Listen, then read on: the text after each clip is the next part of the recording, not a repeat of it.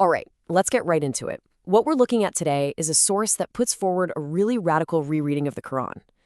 The whole argument is that if we go back to the book's original 7th century language and logic, we can unlock a message that's been hidden for centuries.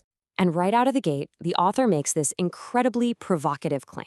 They say that the way the Qur'an is commonly understood today is, and this is their word, disabled, that its original power has been, taken out of the picture. It's a huge statement that really sets the stage for their entire analysis. So that's the big question, isn't it? How could a text this central to so many people supposedly lose its intended meaning? Well, the author points to a very specific turning point in history. Okay, so here's the historical case they build. The Qur'an, they say, was revealed in a very specific 7th century dialect of Arabic. But, and this is the key, the first major commentaries that most people rely on today weren't written until centuries later. This was during the Abbasid dynasty, a time the author points out was heavily influenced by non-Arab Persian culture. So you get this huge linguistic and cultural gap that, in their view, just clouded the original message. So, to try and bridge that centuries-long gap, the author lays out a really strict 2-part method. These, they claim, are the keys to unlocking the text's true original meaning. The process sounds pretty simple on the surface. First, you have to strip away any and all linguistic meanings that came about after the 7th century. Just focus on that original dialect.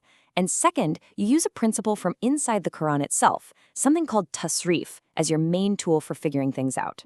So what exactly is tasrif? Well, the source defines it as the idea that the Qur'an is its own best interpreter.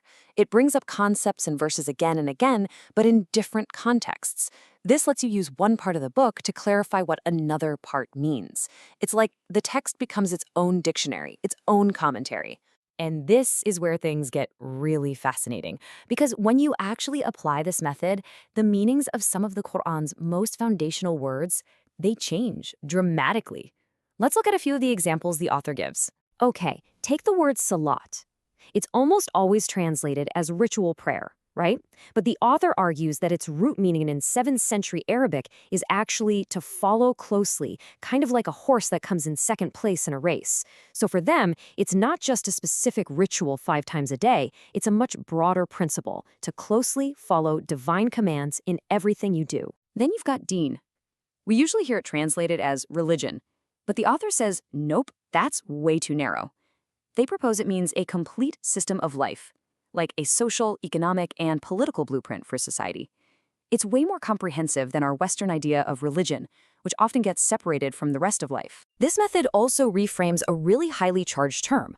Kufr is often translated as an identity, right? An infidel or an unbeliever. But according to this analysis, the original meaning describes an action, the act of covering up or rejecting truth. So it's not about who you are, it's about what you do. And one last quick example, zulm. It's often given a broad translation like wrongdoing or oppression. The author gets way more specific. They say it means to displace something from its rightful place. And they connect this directly to modern ideas of injustice and the violation of human rights. So you see, here's the real game changer. When you change the meaning of the words, you change the meaning of the stories.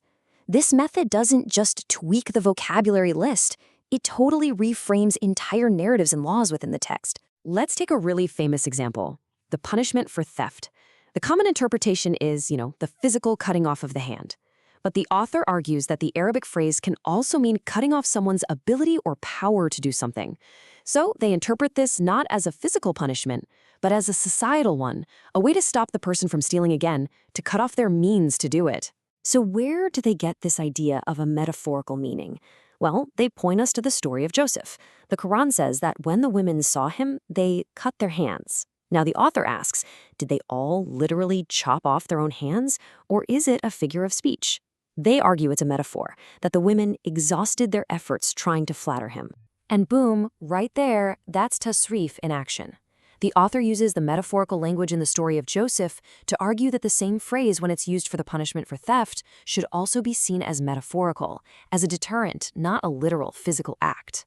So, when you put all these pieces together, what do you get? What's the ultimate takeaway? The author argues that the core message of the Qur'an completely shifts, from one that's focused on ritual and tradition to one that is fundamentally based on reason and justice. What emerges from this reading is a whole new worldview. It's a call for putting reason first. It emphasizes social justice and human rights. It's about rejecting the blind following of ancestors or clergy, and instead having a direct relationship with the text. And the focus becomes about self-actualization, about improving yourself so you can benefit all of humanity. The author's entire view is really captured in their take on this verse. They see the Qur'an not as a mysterious or confusing book, but as an articulate Qur'an, a text that is clear in itself, that shows the way, and is meant to be a direct guide and a reminder for anyone who engages with it with an open mind. Ultimately, exploring this source material leaves us with a really fundamental question. Now, whether you agree with this particular interpretation or not, it really forces you to think about the power of the framework we bring to any text. It makes you wonder how much of what we read is the text itself and how much is just the lens we've been given to see it through.